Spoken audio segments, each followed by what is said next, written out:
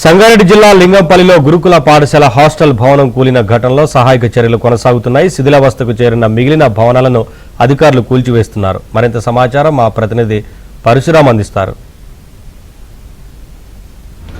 సంగారెడ్డి జిల్లా ముడిపల్లి మండలం లింగంపల్లి బాలుర గురుకుల పాఠశాలలో నిన్న హాస్టల్ భవనం కూలింది.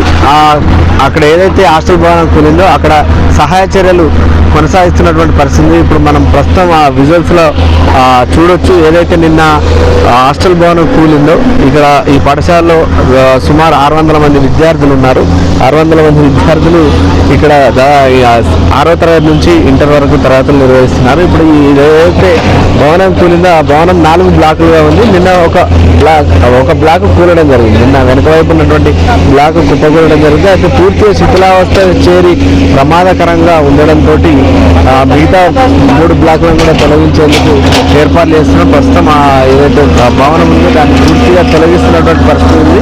ఈ గురుకులంలో ఉన్నటువంటి శిథిలావస్థ చేరినటువంటి దాదాపుగా అటు వంటశాల అదేవిధంగా మరో 2 భవనాలు కూడా విజయరీత్యా ఉన్నాయి కాబట్టి వాటిని పూర్తిగా తొలగించేందుకు అధికారులు నిర్ణయం తీసుకున్నారు. ఈ ఏదైతే తొలగించినటువంటి భవన స్థానంలో మళ్ళీ కొత్త గురుకులను నిర్మించేందుకు కూడా ఏర్పాట్లు చేస్తున్నట్టు అధికారులు ప్రకటించింది. ప్రస్తుతం మన విజువల్ చూడొచ్చు. నిన్నటి ఏదైతే భవనం కూలిందో మిగతా బ్లాక్లు కూడా ఈ విధంగా పూర్తి కూడా శిథిలాలను తొలగిస్తూ ఆ భవనాన్ని కూడా శిథిలావస్థకు చేరి ప్రమాదకరంగా ఉన్నటువంటి వాటిని తొలగిస్తున్న పరిస్థితి ఉంది. అయితే ఈ భవన సంబంధించి కూలిన ఘటనకు సంబంధించి పూర్తిగా కూడా అధికార యంత్రాంగం నిర్లక్ష్యం వల్లే జరిగిందని చెప్పి ఆరోపణలు వస్తున్నటువంటి పరిస్థితి. ఎందుకంటే ఇక్కడ వచ్చినటువంటి విద్యార్థుల తల్లిదండ్రులు గత 2-3 ఏళ్ళుగా మేము చెప్తున్నటువంటి పరిస్థితి ఇక్కడ భవనాలు ప్రమాదకరంగా ఉన్నాయి, వర్షం పడితే ఊరుస్తున్నాయి, అదేవిధంగా కొన్ని గోడలు కూడా క్రాక్స్ వచ్చాయని చెప్పి చాలాసార్లు మేము అధికారుల దృష్టికి తీసుకెళ్ళాము. అయినప్పటికీ కూడా ఎవరు పట్టించుకోలేదు. కనీసం పేరెంట్స్ మీటింగ్ కూడా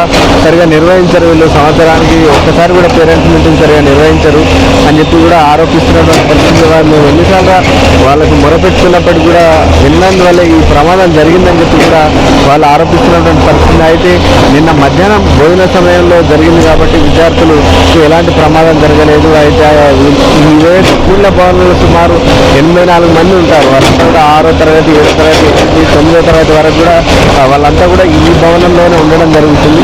మిగతా వాళ్ళు ఇంటర్మీడియట్ కావచ్చు, అదేవిధంగా 10వ తరగతి విద్యార్థులకు మరో చోట వాళ్ళకి బస ఏర్పాటు చేయడం జరిగింది. ఏదైతే ఈ కూలినటువంటి భవనాలకు సంబంధించి దాదాపుగా 40 ఏళ్ల క్రితం వీటిని నిర్మించడం జరిగింది. 40 ఏళ్ల క్రితం నిర్మించి కనీసం వీటికి పిల్లర్లు లేకపోవడం జరిగింది. పిల్లర్లు లేకుండా కేవలం గోడలపైనే స్లాబ్ వేయడంతో కొంత ప్రమాదకరంగా మారాయి. దాంతోపాటు ఇటీవల కురిసినటువంటి వర్షాలు కురవడం, అదేవిధంగా మరమ్మతులు కూడా సరిగా చేయకపోవడంతో ఇది ప్రమాదకరంగా మారి ఈ ప్రమాదం జరిగిందని చెప్పి చెప్తున్నటువంటి పరిస్థితి ఉంది. అయితే జిల్లా అధికారులు అటు డిఓ కావచ్చు, అదేవిధంగా అడిషనల్ గారు చంద్రశేఖర్ ఇక్కడ ఉన్నటువంటి సిబ్బందితో విద్యార్థులతో కూడా మాట్లాడడం జరిగింది. ఆ విద్యార్థులకు ప్రత్యామ్నాయ ఏర్పాట్లు చేస్తాం, మరో చోట ఏదైతే కొత్త భవనం నిర్మించే కూడా మరో చోట వాళ్ళకి ఏర్పాట్లు చేస్తామని చెప్పి హామీ ఇవ్వడం జరిగింది. అయినప్పుడు కూడా విద్యార్థుల తల్లిదండ్రులు కొంత భయాందోళనతో తమ పిల్లల్ని ఇళ్లకు తీసుకోబోతున్నటువంటి పరిస్థితులు. దాదాపు ఇప్పటికే గురుకులం సగం వరకు ఖాళీ అయింది. ఈ శిథిలావస్థకు చేరినటువంటి ప్రమాదకరంగా ఉన్న భవనాల వైపు ఎవరు రాకుండా కూడా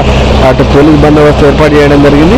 ఈ సహాయ చర్యలు అటు SDRF అదేవిధంగా అగ్నిమాపక సిబ్బంది పాల్గొని ఇటువైపు ఎవరు రాకుండా కూడా తగిన జాగ్రత్తలు తీసుకొని వీటి ప్రమాదకరంగా ఉన్న భవనాలను పూర్తిగా తొలగించడం జరుగుతుంది. కెమెరామెన్ నాగరాజుతో పరశురామ్, ABN ఆంధ్రజ్యోతి, సంగారెడ్డి జిల్లా నుంచి.